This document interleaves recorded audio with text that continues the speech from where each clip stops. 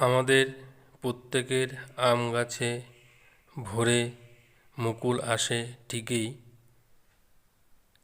আর মুকুল দেখে আমাদের মনে আনন্দ ভরে যায়, কিন্তু সব শেষে দেখা যায় 2 থেকে 3টি আমের গুটি আছে। তা দেখে আমাদের মন খারাপের সীমা থাকে না। তাই এই সময় নিতে হবে আমের গুটি বিশেষ পরিচর্যা। তাহলে আপনারা গাছের গুটি সেট হওয়ার বেড়ে যাবে আর ফলনও বেড়ে যাবে। নমস্কার বন্ধুরা, আমি পঙ্কজ, আর আপনারা দেখছেন ফুলবাগান। ভিডিওটি না টেনে সম্পূর্ণ ভিডিওটি দেখবেন, তা না হলে আমের গুটি সেট করার জন্য গুরুত্বপূর্ণ বিষয়গুলি জানতে পারবেন না। তাহলে আমের গুটি সেট করার জন্য আলোচনা শুরু করা যাক। আমরা সাধারণত বেসিক 2টি কেয়ার করে থাকি। 1 নম্বর, টবের মাটিতে সবসময় আর্দ্রতা বজায় রাখতে হবে। কোনো সময় মাটি শুকোনো যাবে না, মাটি শুকোলে গুটি ঝরে যাবে। এই সময় প্রচণ্ড রোদের জন্য মাটি শুকিয়ে যায়, তার জন্য 1 থেকে 2 বার জল দিতে হবে। দেখবে এই সময় বৃষ্টি হলে গুটি ঝরা অনেকটাই কমে যায়।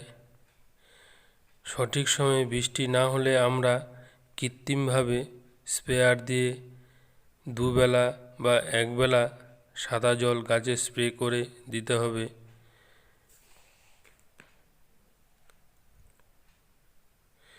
এ তো গেল বেসিক কেয়ার। এছাড়া এই সময় পিজিআর ব্যবহার করতে পারেন, প্লেনোফিক্স বা মিরাকোলান। প্লেনোফিক্স হলে প্রতি লিটারে 5 ফোঁটা, আর মিরাকোলান হলে প্রতি লিটারে 1/2 থেকে 1 ml দিয়ে গাছে স্প্রে করতে পারেন। তাহলে গুটি সেট হওয়ার প্রবণতা বেড়ে যায়। এই সময় কীট পতঙ্গের ও ছত্রাকের আক্রমণ হয়ে থাকে, তার ফলে আমের গুটি ঝরে যায়।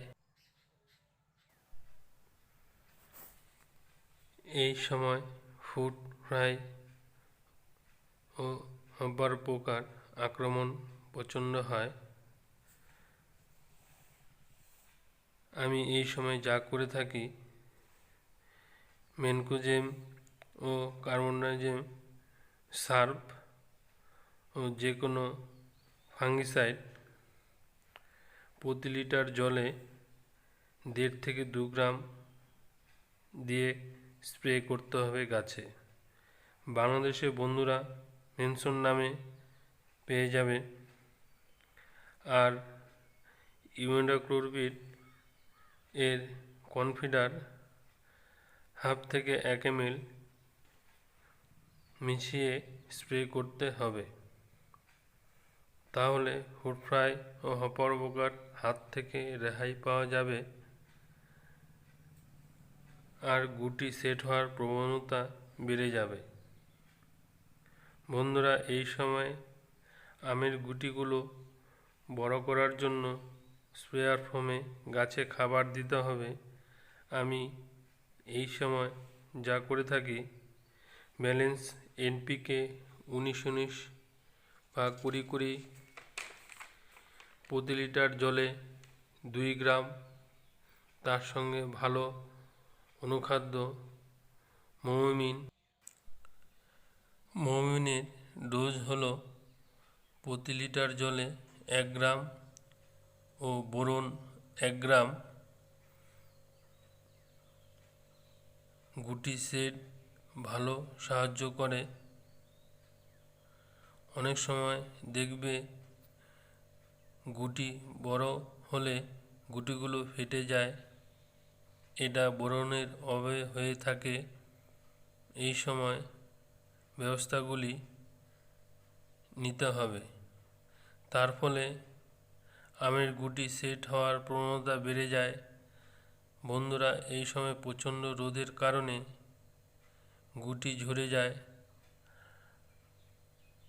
আর ছাদ বাগানিরা ছাদে গাছ থাকলে মার্বেলের মতন দানা হয়ে যাওয়া পর্যন্ত গ্রিন নেটের নিচে রাখলে ভালো ফল পাওয়া যাবে। বন্ধুরা, মনে রাখবেন, এই সময় আমরা জৈব মিশ্র সার প্রয়োগ করব না।